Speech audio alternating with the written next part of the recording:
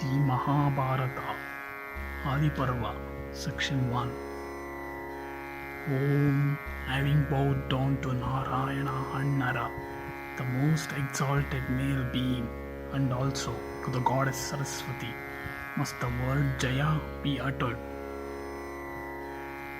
Ugrasrava, the son of Lomaharshana, surnamed Sauti, well versed in the Puranas, bending with humility, one day approached the great sages of rigid vows, sitting at their ease, who had attended the 12-year sacrifice of Saunaka, surnamed Kulapati, in the forest of Naimisha. Those ascetics, wishing to hear his wonderful narrations, presently began to address him who had thus arrived at that recluse abode of the inhabitants of the forest of Naimisha. Having been entertained with due respect by those holy men, he saluted those Munis, sages with joined palms, even all of them, and inquired about the progress of their asceticism. Then all the ascetics, being again seated, the son of Lomaharshana humbly occupied the seat that was assigned to him. Seeing that he was comfortably seated and recovered from fatigue, one of the Rishis, beginning the conversation, asked him, "Whence comest thou, O lotus-eyed Sauti, and where hast thou spent the time? Tell me, who asked thee in detail?" Accomplished in speech, Sauti thus questioned, gave in the midst of that big assemblage of contemplative Munis a full and proper answer in words consonant with their mode of life.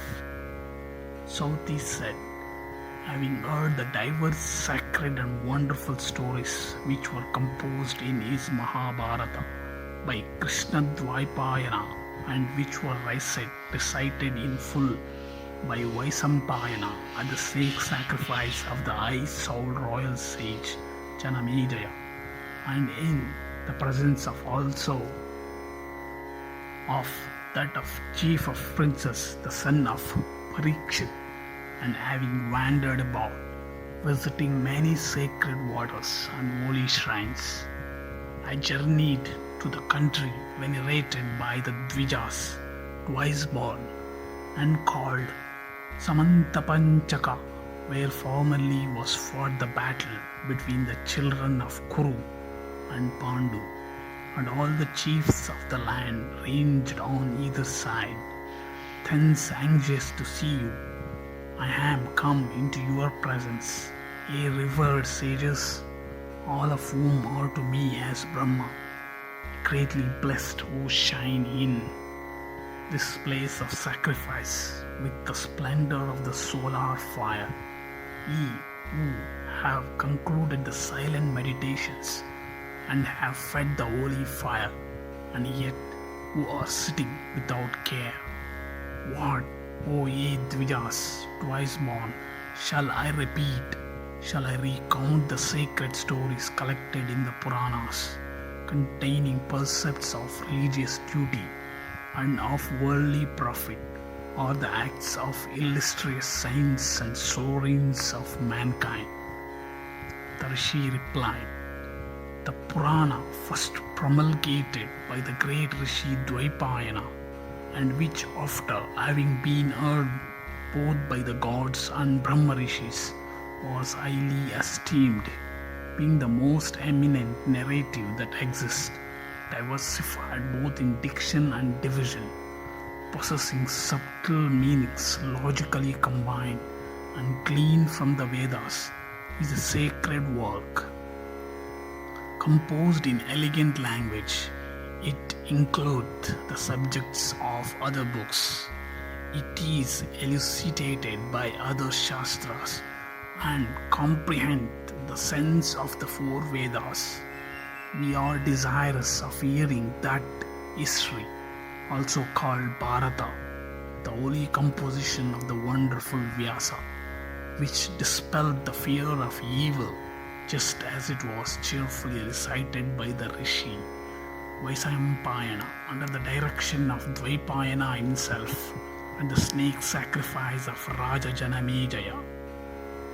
Sauti then said, having bowed down to the primordial being Isana, to whom multitudes make offerings, and who is adored by the multitude, who is the true incorruptible one, Brahma, perceptible, imperceptible, eternal, who is both a non-existing and an existing non-existing being, who is the universe and also distinct from the existing and non-existing universe, who is the creator of high and low, the ancient, exalted, inexhaustible one, who is Vishnu, beneficent and the beneficence itself, worthy of all preference, pure and immaculate, who is Ari, the ruler of the faculties, the guide of all things movable and immovable. I will declare the sacred thoughts of the illustrious sage Vyasa, of marvelous deeds and worship by year by all. Some bards have already published this history, some are now teaching it, and others in like manner will hereafter promulgate it upon the earth. It is a great source of knowledge, established throughout the three regions of the world. It is possessed by the twice born, both in detailed and compendious forms. It is the delight of the learned for being embellished with elegant expressions, conversations, human and divine, and a variety of poetical measures. In this world, when it was destitute of brightness and light, and enveloped all around in total darkness, they came into being as the primal cause of creation, a mighty egg, the one inexhaustible seed of all created beings. It is called Mahadivya and was formed at the beginning of the Yuga, in which we are told was the true light Brahma, the eternal one, the wonderful and inconceivable, being present alike in all places, the invisible and subtle cause, whose nature Parthaketa of entity and non-entity. From this egg came out the Lord Pitamaha Brahma, the one and only Prajapati, with Suraguru and Sthanu. Then appeared the 21 Prajapatis, also known as Manu, Vashishta and Paramesti, 10 Prachetas, Daksha and the 7 sons of Daksha. Then appeared the man of inconceivable nature, whom all the Rishis know, and so the Vishwadevas and Adityas, the Vasus and the twin Ashwins, the Yakshas, the Sadyas, the Pisachas, the Guhyakas, and the Pitris. After these were produced the wise and the most holy Brahma Rishis, and the numerous Raja Rishis, distinguished by every noble quality. So the water, the heavens, the earth, the air, the sky, the points of the heavens, the years, the seasons, the months, the fortnights, called Pakshas, with day and night in due succession. And thus were produced all things which are known to mankind. And what is seen in the universe, whether animate or inanimate of created things, will at the end of the world and after the expiration of the Yuga be again confounded, and at the commencement of other Yugas all things will be renovated, and like the various fruits of the earth succeed each other in the due order of their seasons. Thus continueth perpetually to revolve in the world without beginning and without end. This wheel which caused the destruction of all things. The generation of Devas, in brief, was 33,333. The sons of Div were Brihadbhanu, Chakshasus, Atmavibhavasu, Savita, Rischika, Arka, Bhanu, Asavaha, and Ravi. Of these, Vivaswans of old, Mahya was the youngest, whose son was Devavrata. The later had for his son Suvrata, who we learn had three sons, the Sajjoti, Satajjoti, and Sahasrajoti, each of them producing numerous offspring. The illustrious Dasajjoti had 10,000, Satajjoti had 10 times that number, and Sahasrajoti 10 times the number of Satajjoti's offspring. From these are descended the family of the Kurus, of the Yadus, and of the Bharata, the family of Yayati and of Ikshvaku, also of all the Raja Rishis. Numerous also were the generations produced, and very abundant were the creatures and their places of abode. The mystery which is threefold, the Vedas, Yoga, and Vijnana Dharma, Artha and Kama, also various books upon the subject of Dharma, Artha and Kama, also rules for the conduct of mankind, also histories and discourses with various Shrutis, all of which having been seen by the Rishi Vyasa are here in due order mentioned as a specimen of the book. The Rishi Vyasa published this mass of knowledge in both a detailed and an abrogated form.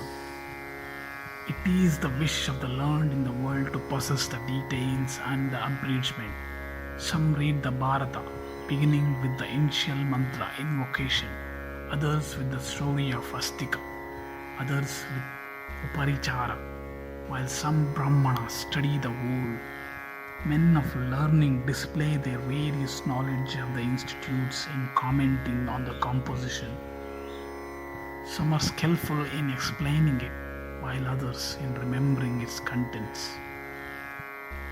The son of Satyavati, having, by penance and meditation, analyzed the eternal Veda, afterwards composed this holy history. When that learned Brahmarishi of strict vows, the noble Dvaipayana Vyasa, offspring of Parasara, had finished this greatest of narrations, he began to consider how he might teach it to his disciples. And the possessor of the six attributes, Brahma, the world's preceptor, knowing of the anxiety of the Rishi Dvaipayana, came in person to the place where the later was, for gratifying the saint and benefiting the people. And when Vyasa, surrounded by all the tribes of Munis, saw him, he was surprised, and standing with joined palms, he bowed and ordered a seat to be brought. And Vyasa, having gone around him, who is called Hiranyagarbha, seated on that distinguished seat stood near him, and being commanded by Brahma Parameshti, he sat down near the seat, full of affection and smiling in joy. Then the greatly glorious Vyasa, addressing Brahma Parameshti, said, "O divine Brahma, by me a poem hath been composed, which is greatly respected. The mystery of the Veda and what other subjects have been explained by me, the various rituals of the Upanishads with the Angas, the compilation of the Puranas and history formed by me and named after the three divisions of time, past, present and future. A determination of the nature of decay, fear, disease, existence, and non-existence. A description of creeds and of the various modes of life. Rule for the four castes and the import of all the Puranas. An account of asceticism and of the duties of a religious student. The dimensions of the sun and moon, the planets, constellations and stars, together with the duration of the 4 ages, the Rik, Sama and Yajurvedas. Also, the Adhyatma, the sciences called Nyaya, Arthyopi and treatment of diseases, charity and Pashupadat Dharma, birth celestial and human for particular purposes. Also a description of places of pilgrimage and other holy places of rivers, mountains, forests, the ocean, of heavenly cities and the kalpas, the art of war, the different kinds of nations and languages, the nature of the manners of the people, and the all-pervading spirit. All these have been represented. But after all, no writer of this work is to be found on earth. Brahma said, I esteem thee for thy knowledge of divine mysteries. Before the whole body of celebrated Munis distinguished for the sanctity of their lives. I know thou hast revealed the divine word, even from its first utterance in the language of truth. Thou hast called thy present work a poem, wherefore it shall be a poem. There shall be no poets whose works may equal the descriptions of this poem, even as the 3 other modes called ashrama are ever unequal in merit to the domestic ashrama. Let Ganesha be thought of, O Muni, for the purpose of writing the poem. Sauti said, Brahma having thus spoken to Vyasa, retired to his own abode. Then Vyasa began to call to mind Ganesha, and Ganesha, obviator of obstacles, ready to fulfill the desires of his votaries, was no sooner thought of than he repaired to the place where Vyasa was created, seated, and when he had been saluted and was seated, Vyasa addressed him thus, O guide of the Ganas, be thou the writer of the Bharata, which I have formed in my imagination, and am which about to repeat. Ganesha, upon hearing this address, thus answered, I will become the writer of thy work, provided my pen do not for a moment cease writing. And Vyasa said unto that divinity, wherever thereby anything thou dost not comprehend, cease to continue writing. Ganesha, having signified his assent by repeating the word Om, proceeded to write, and Vyasa began, and by way of diversion he knit the knots of composition exceeding close, by doing which he dictated this work according to his engagement. I am, continued Sauti, acquainted with 8,800 verses, and so is Sukha and perhaps Sanjaya. From the mysteriousness of their meaning, O Muni, no one is able to this day to penetrate those closely knit difficult slokas. Even the omniscient Ganesha took a moment to consider, while Vyasa, however, continued to compose other verses in great abundance. The wisdom of this work, like unto an instrument of applying collyrium, hath opened the eyes of the inquisitive world blinded by the darkness of ignorance. As the sun dispelled the darkness, so doth the Bharata. by its discourses on religion, profit, pleasure, and final release, dispel the ignorance of men. As the full moon by its mild light expanded the buds of water lily, so this Purana, by exposing the light of the Shruti, hath expanded the human intellect. By the lamp of history, which destroyed the darkness of ignorance, the whole mansion of nature is properly and completely illuminated.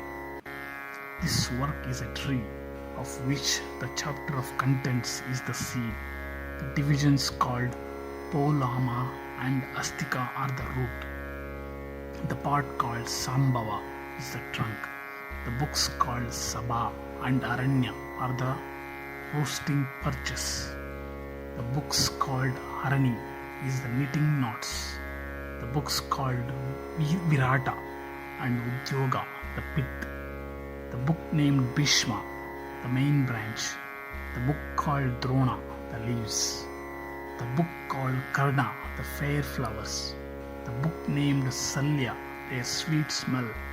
The books entitled Stri and Aishya, the refreshing shade. The book called Santi, the mighty fruit.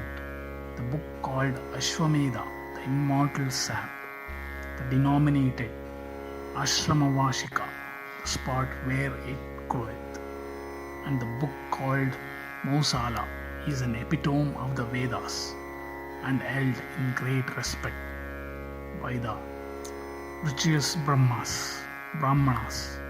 The tree of the Bharata, inexhaustible to mankind as the clouds shall be as a source of livelihood to all distinguished poets. Sauti continued. I will now speak of the undying, flowery and fruitful productions of this tree, possessed of pure and pleasant taste, and not to be destroyed even by the immortals. Formerly the spirited and virtuous Krishna Dvaipayana, by the injunctions of Bhishma, the wise son of Ganga, and of his own mother, became the father of 3 boys who were like the 3 fires by the 2 wives of Vichitravirya, and having thus rised up by Dhritarashtra, Pandu, and Vidura, he returned to his reckless abode to prosecute his religious exercise. It was not till after these were born, grown up, and departed on the supreme journey that the great Rishi Vyasa published the Bharata in this region of mankind, when being solicited by Janamejaya and thousands of Brahmanas, he instructed his disciple Vaisampayana, who was seated near him, and he, sitting together with the Sadasyas, recited the Bharata during the intervals of the ceremonies of the sacrifice, being repeatedly urged to proceed. Vyasa at fully represented the greatness of the house of Kuru, the virtuous principles of Gandhari, the wisdom of Vidura, and the constancy of Kunti. The noble Rishi hath also described the divinity of Vasudeva, the rectitude of the sons of Pandu, and the evil practices of the sons and partisans of Dhritarashtra. Vyasa executed the compilation of the Bharata, exclusive of the episodes, originally in 24,000 verses, and so much only is called by the learned as the Bharata. Afterwards, he composed an epitome in 150 verses, consisting of the introduction with the chapter of contents. This he first taught to his son Sukha, and afterwards he gave it to others of his disciples who were possessed of the same qualifications. After that, he executed another compilation consisting of 600,000 verses. Of those, 300,000 are known in the world of the Devas, 1,500,000 in the world of the Pitris, 1,400,000 among the Gandharvas, and 100,000 in the regions of mankind. Narada recited them to the Devas, Devala to the Pitris, and Shuka published them to the Gandharvas, Yakshas, and Rakshasas. And in this world they were recited by Vaisampayana, one of the disciples of Vyasa, a man of just principles and the first among all those acquainted with the Vedas.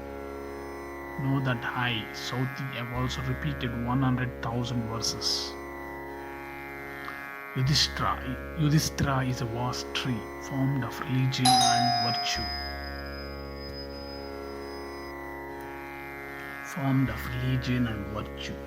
Arjuna is its trunk, Bhimasena its branches, the two sons of Madri are its full-grown fruit and flowers, and its roots are Krishna, Brahma and the Brahmanas.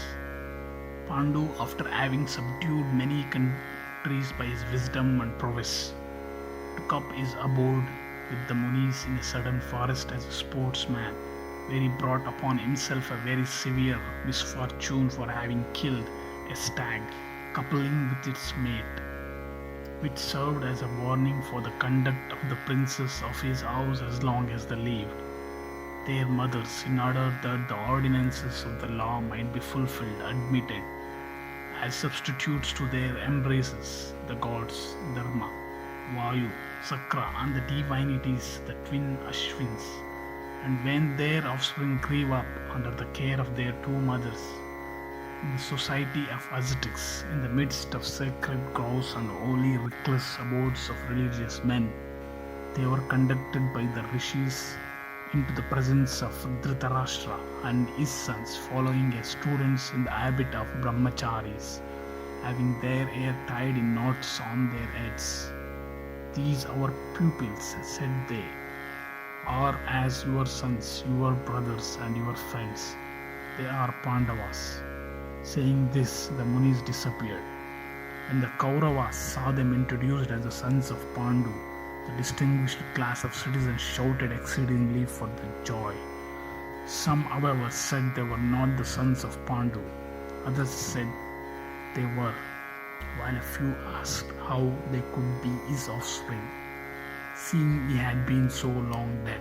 Still, on all sides, voices were heard crying, "They are all on all accounts welcome. Through divine providence, we behold the family of Pandu. Let their welcome be proclaimed." As these acclamations ceased, the plaudits of invisible spirits, causing every point of the heavens to resound, were tremendous. There were showers of sweet-scented flowers, and the sound of shells and kettle drums. Such were the wonders that happened on the arrival of the young princess. The joyful noise of all the citizens, in expression of their satisfaction on the occasion, was so great that it reached the very heavens in magnifying plaudits. Having studied the whole of the Vedas and sundry other Shastras, the Pandavas resided there, respected by all and without apprehension from anyone. The principal men were pleased with the purity of Yudhishthira, the courage of Arjuna, the submissive attention of Kunti to her superiors, and the humility of the twins, Nakula and Sahadeva, and all the people rejoiced in their heroic virtues. After a while, Arjuna obtained the virgin Krishna at the Swayamvara, in the midst of a concourse of Rajas, by performing a very difficult feat of archery.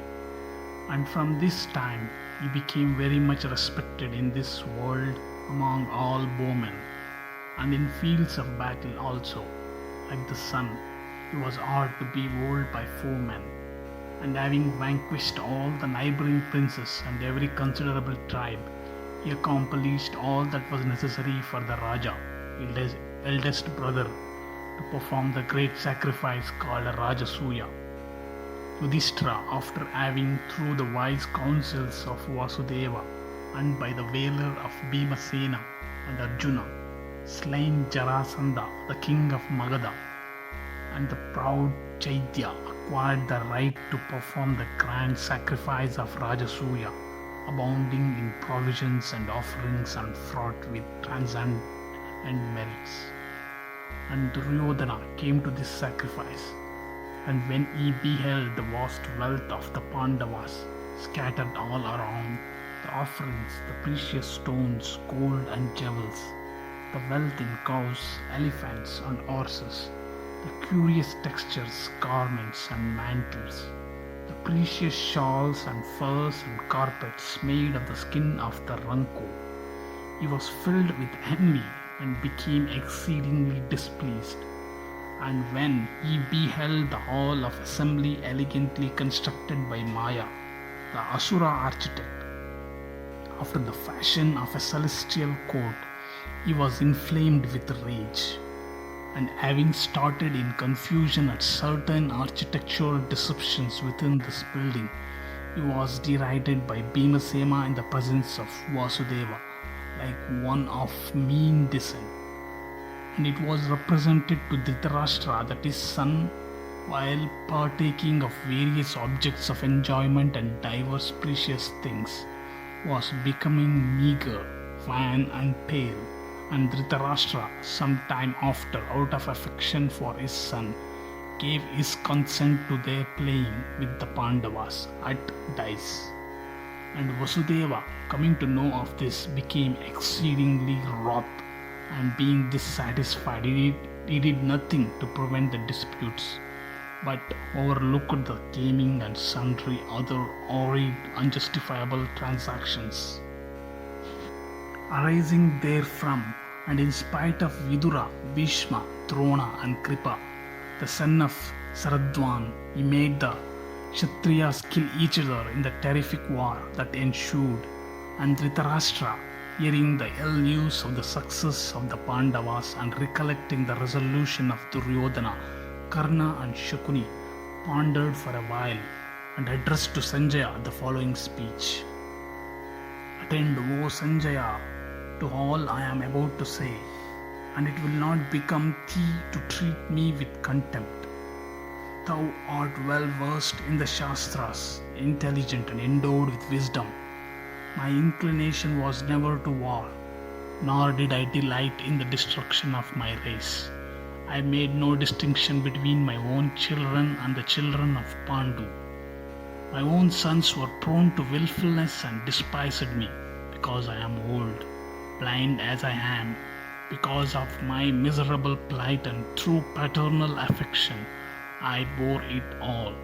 I was foolish after the thoughtless Duryodhana, ever growing in folly.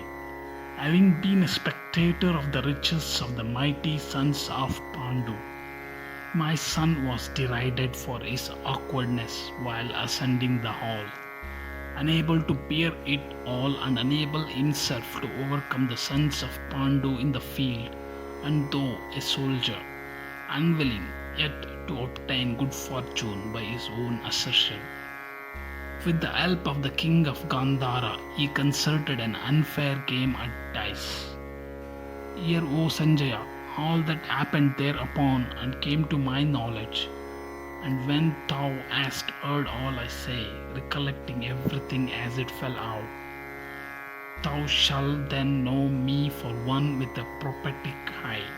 When I heard that Arjuna, having bent the bow, had pierced the curious mark, and brought it down to the ground, and bore away in triumph the maiden Krishna in the sight of the assembled princes, then, O Sanjaya, I had no hope of success.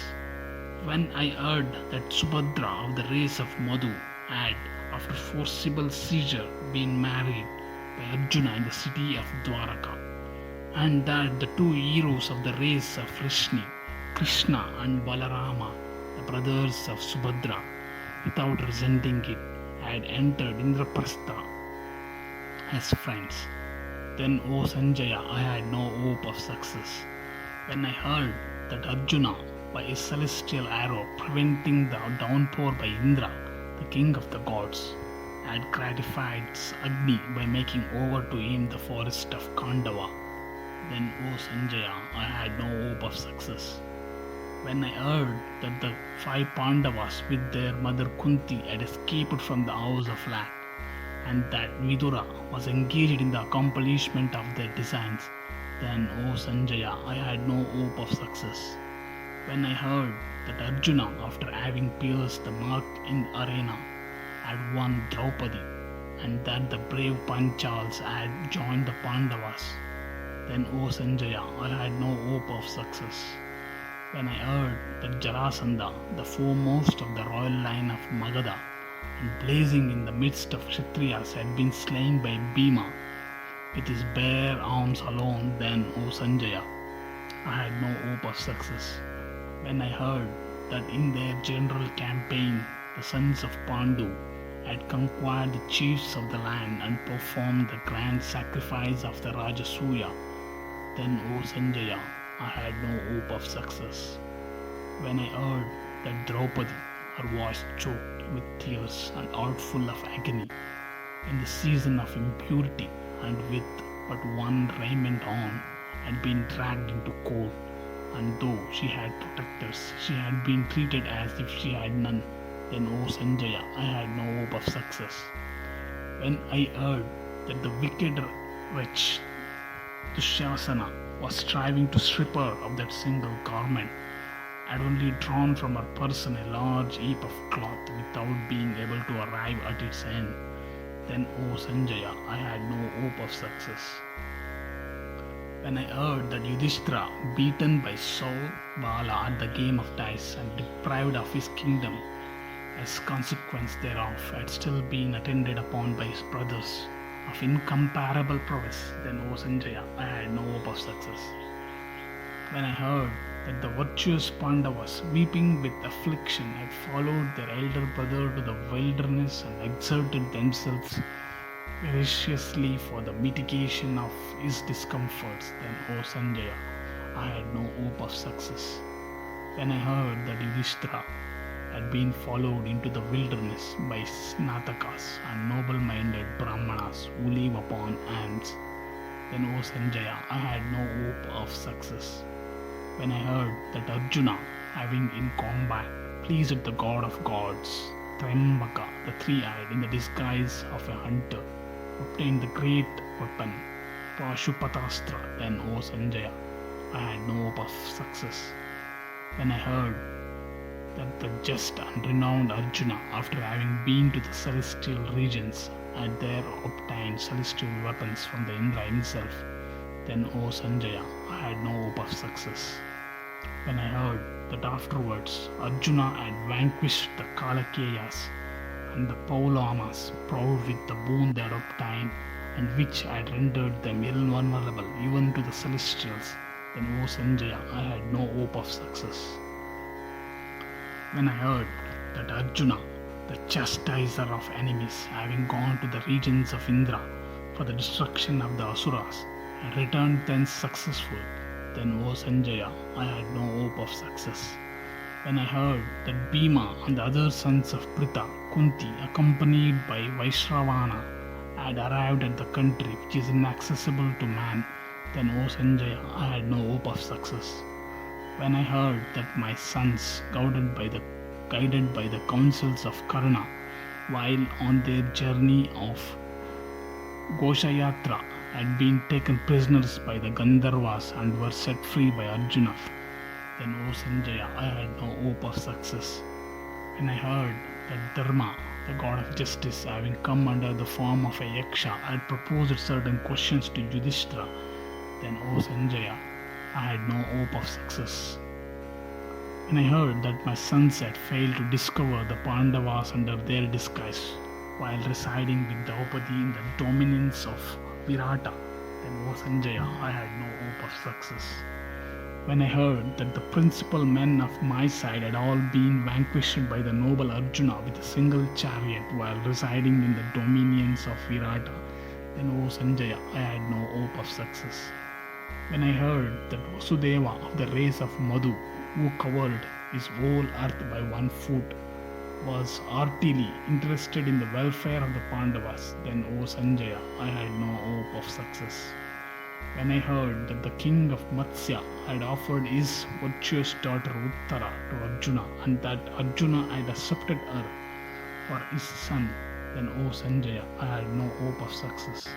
When I heard that Yudhishthira, beaten at dice, deprived of wealth, exiled and separated from his connections, had assembled yet an army of 7 Akshanis, then, O Sanjaya, I had no hope of success.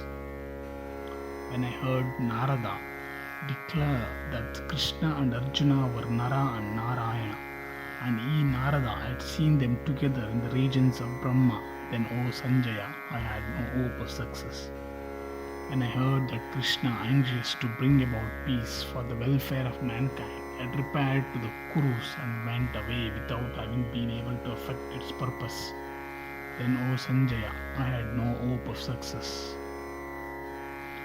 When I heard that Karna and Duryodhana resolved upon imprisoning Krishna, displayed in himself the whole universe, then, O Sanjaya, I had no hope of success. When I heard that at the time of his departure, Pritha, Kunti, standing full of sorrow near his chariot, received consolation from Krishna, then, O Sanjaya, I had no hope of success. When I heard that Vasudeva and Bhishma, the son of Santanu, were the counselors of the Pandavas, and Drona, the son of Bharadwaja, pronounced blessings on them, then, O Sanjaya, I had no hope of success. When Karna said unto Bhishma, I will not fight when thou art fighting, and quitting the army went away, then, O Sanjaya, I had no hope of success. When I heard that Vasudeva and Arjuna and the bow Gandiva of immeasurable prowess, these 3 of dreadful energy, had come together, then, O Sanjaya, I had no hope of success. When I heard that upon Arjuna having been seized with compunction on his chariot and ready to sink, Krishna showed him all the worlds within his body, then, O Sanjaya, I had no hope of success. When I heard that Bhishma, the desolator of foes, killing 10,000 charioteers every day in the field of battle, had not slain any amongst the Pandavas, then, O Sanjaya, I had no hope of success. When I heard that Bhishma, the righteous son of Ganga, had himself indicated that the means of his defeat in the field of battle, and that the same were accomplished by the Pandavas with joyfulness, then, O Sanjaya, I had no hope of success.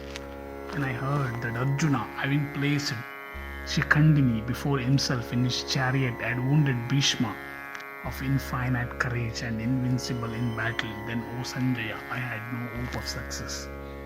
When I heard that the aged hero Bhishma, having reduced the numbers of the race of Saunaka to a few, overcome with various wounds, was lying on a bed of arrows, then, O Sanjaya, I had no hope of success. When I heard that upon Bhishma's lying on the ground with thirst for water, Arjuna being requested had pierced the ground and allayed his thirst, then, O Sanjaya, I had no hope of success. When Vayu, together with Indra and Surya, united as allies for the success of sons of Kunti, and the beasts of prey by their inauspicious presence were putting us in fear, then, O Sanjaya, I had no hope of success. When the wonderful warrior Drona, displaying various modes of fights in the field, did not slay any of the superior Pandavas, then, O Sanjaya, I had no hope of success. When I heard that the Mahabharata sons Patakas of our army appointed for the overthrow of Arjuna were all slain by the Arjuna himself, then, O Sanjaya, I had no hope of success. When I heard that our disposition of forces, impenetrable by others and defended by Bharadwaja himself, well armed, had been singly forced and entered by the brave son of Subhadra, then, O Sanjaya, I had no hope of success. When I heard that our Maharathas, unable to overcome Arjuna with jubilant faces after having jointly surrounded and slain the boy Abhimanyu, then, O Sanjaya, I had no hope of success. When I heard that the blind Kauravas were shouting for joy after having slain Abhimanyu, and that thereupon Arjuna in anger made his celebrated speech referring to Saindava, then, O Sanjaya, I had no hope of success. When I heard that Arjuna had vowed the death of Saindava and fulfilled his vow in the presence of his enemies, then, O Sanjaya, I had no hope of success. When I heard that upon the horses of Arjuna being fated, Vasudeva releasing them, made them drink water and bringing them back and reharnessing them, continued to guide them as before, then, O Sanjaya, I had no hope of success. When I heard that while his horses were fatigued, Arjuna, staying in his chariot, checked all his assailants, then, O Sanjaya, I had no hope of success. When I heard that Yudhana of the race of Vrishni, after having thrown into confusion the army of Drona, rendered unbearable in prowess owing to the presence of elephants, retired to where Krishna and Arjuna were, then, O Sanjaya, I had no hope of success. When I heard that Karna, even though he had got Bhima within his power, allowed him to escape after only addressing him in contemptuous terms and dragging him with the end of his bow, then, O Sanjaya, I had no hope of success. When I heard that Drona, Kritavarma, Kripa, Karna, the son of Drona, and the valiant king of Madra, Salya, suffered Saindava to be slain, then, O Sanjaya, I had no hope of success. When I heard that the celestial Sakti given by Indra to Karna was by Madhava's machinations caused to be earned upon Rakshasa Gatotkaja for frightful continents, then, O Sanjaya, I had no hope of success. When I heard that in the encounter between Karna and Gatotkaja, that Shakti was hurled against Gatotkaja by Karna, the same which was certainly to have slain Arjuna in the battle, then, O Sanjaya, I had no hope of success. When I heard that Drishtadyumna, transgressing the laws of battle, slew Drona while alone in his chariot and resolved on death, then, O Sanjaya, I had no hope of success. When I heard that Nakula, the son of Mandri, having in the presence of the whole army engaged in single combat with the son of Drona, and showing himself equal to him, drove his chariot in circles around, then, O Sanjaya, I had no hope of success. When upon death of Drona, his son misused the weapon called Narayana, but failed to achieve the destruction of the Pandavas, then, O Sanjaya, I had no hope of success. When I heard that Bhimasena drank the blood of his brother Dushyasana in the field of battle without anybody being able to prevent him, then, O Sanjaya, I had no hope of success. When I heard that the infinitely brave Karna, invincible in battle, was slain by Arjuna in that war of brothers, mysterious even to the gods, then, O Sanjaya, I had no hope of success. When I heard that Yudhishthira the just overcome the heroic son of Drona, Dushyasana, and the fierce Kritavarma,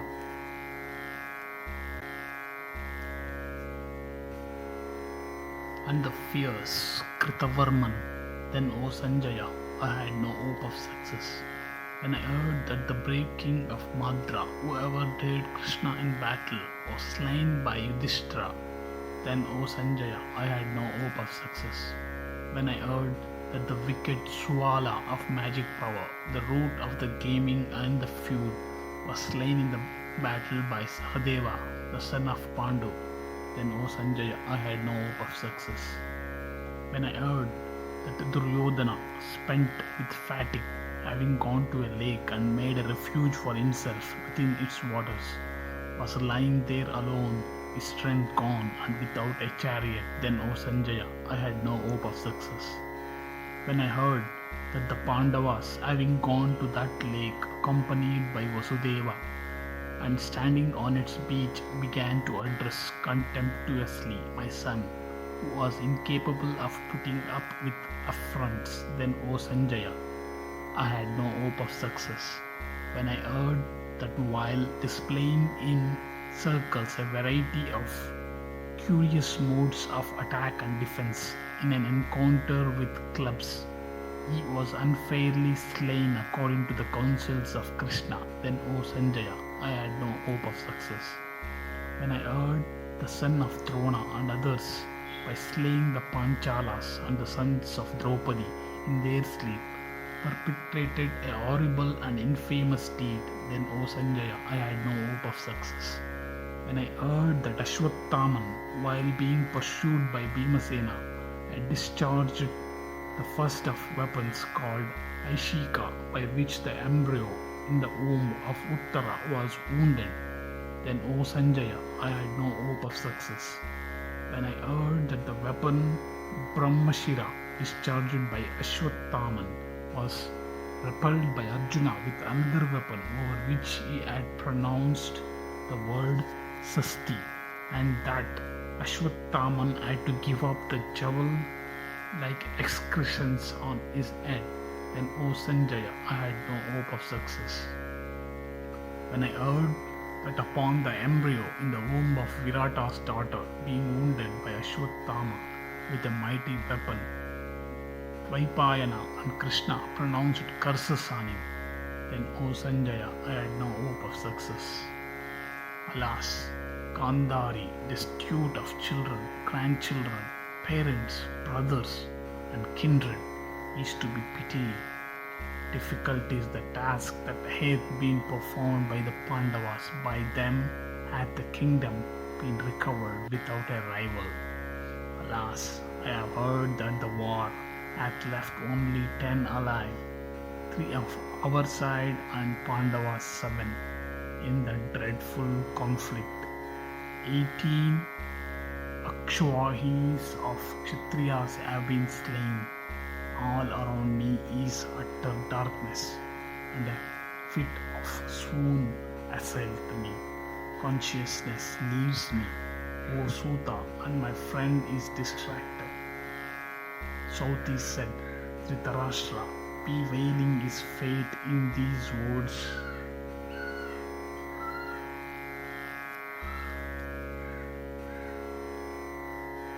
His fate in these words was overcome with extreme anguish and for a time deprived of sense. But being revived, he addressed Sanjaya in the following words.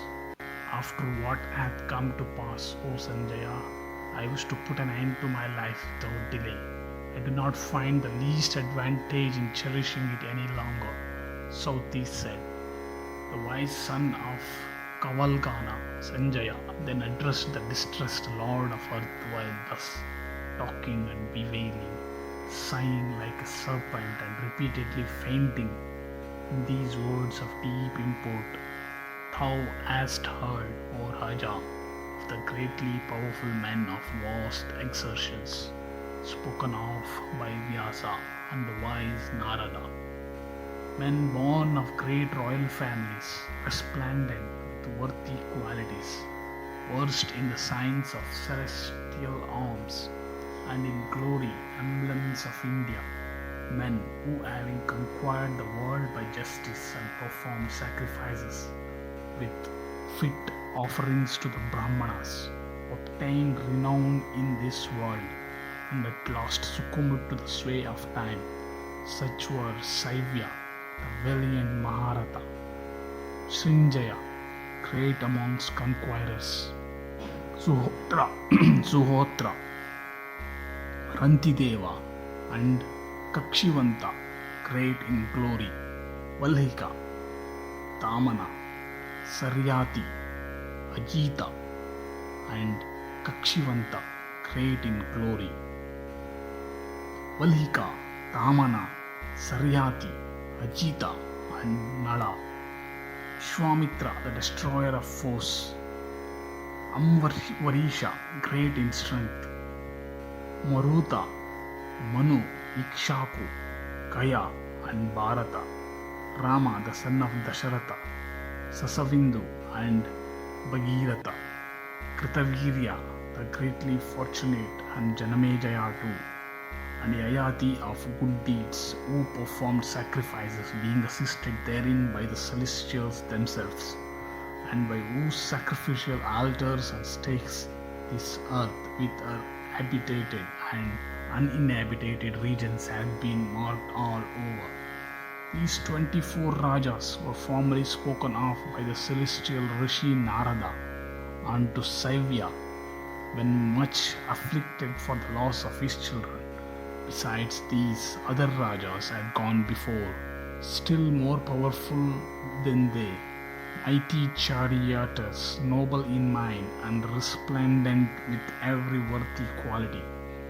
These were Puru, Kuru, Yadu, Sura, and Vishwagashva of great glory, Anuha, Yuvanashva, Kakutasta, Vikrami, and Raghu, Vijaya, Vitihorta, Anga, Bhava, Shveta, and Guru, Yusinara, Satarata, Kanka, Tuliduha, and Druma, Dambodbhava, Para, Vena, Sagara, Sanskriti, and Nimi, Ajeya, Parasu, Pundra, Sambhu, and Voli Deva Riddha, Deva Yuha, Sprutika, and Brihadrata, Mahatsaha, Vinitatma, Sukratu, and Nala, the king of the Nishadas, Satyavrata,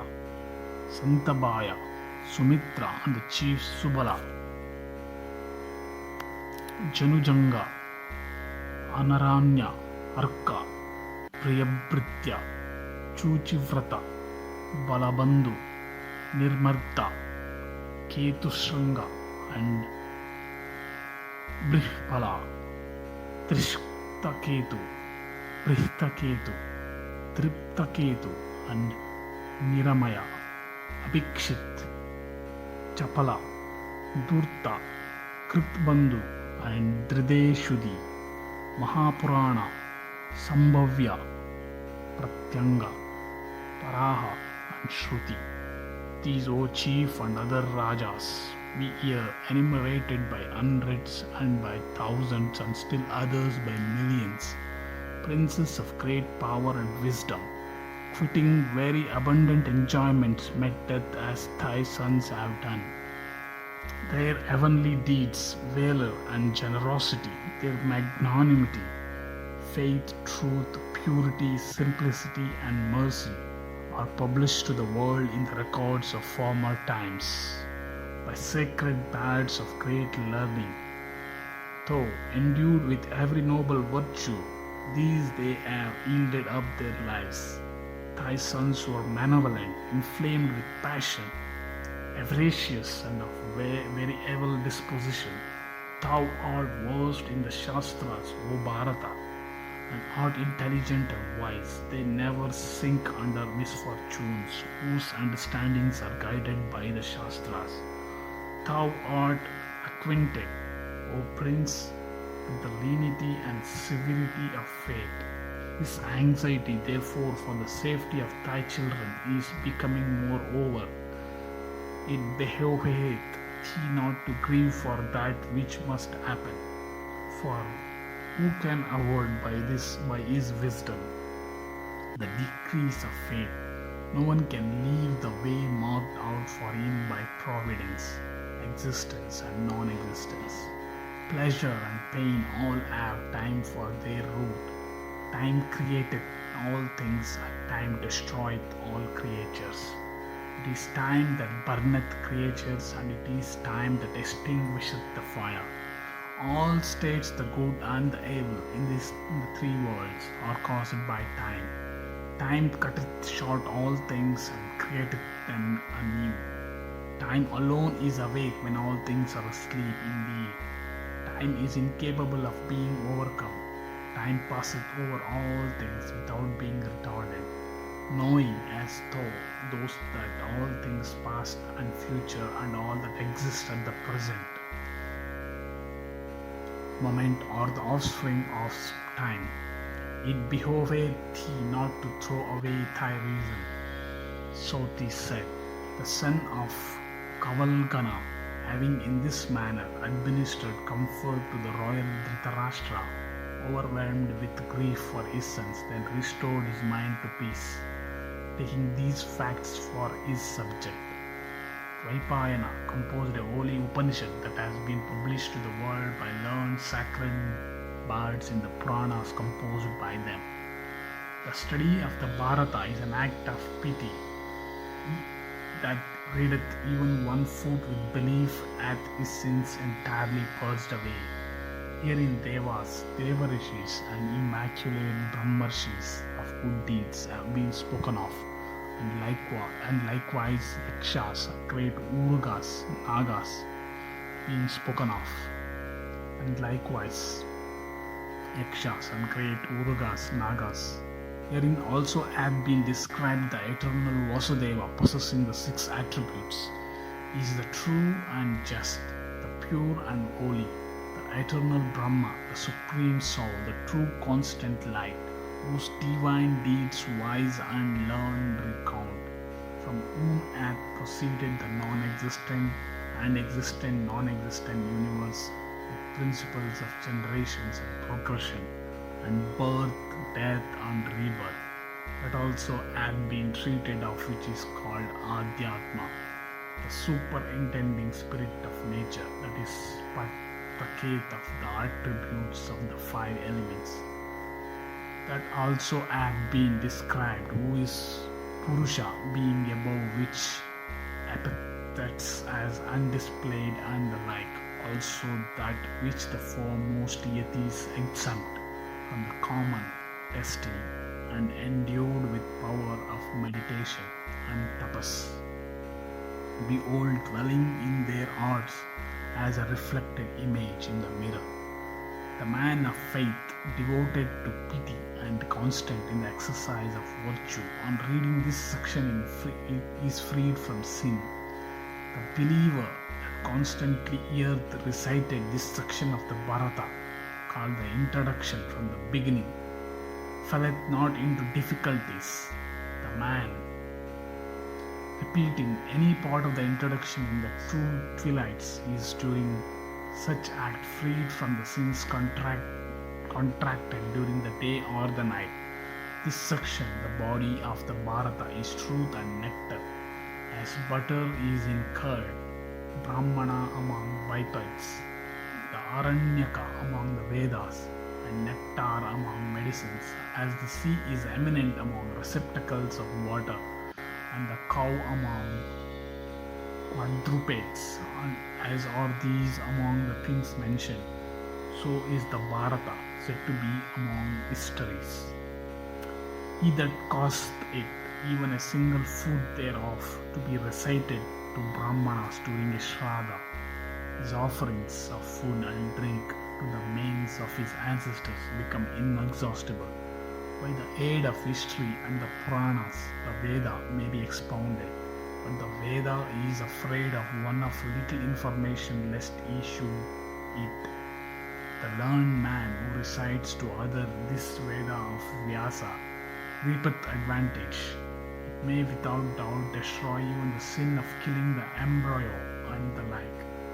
He that readeth this holy chapter of the moon readeth the whole of the Bharata, i.e., the man who with reverence daily listen to this sacred work acquireth long life, renown and ascend to heaven.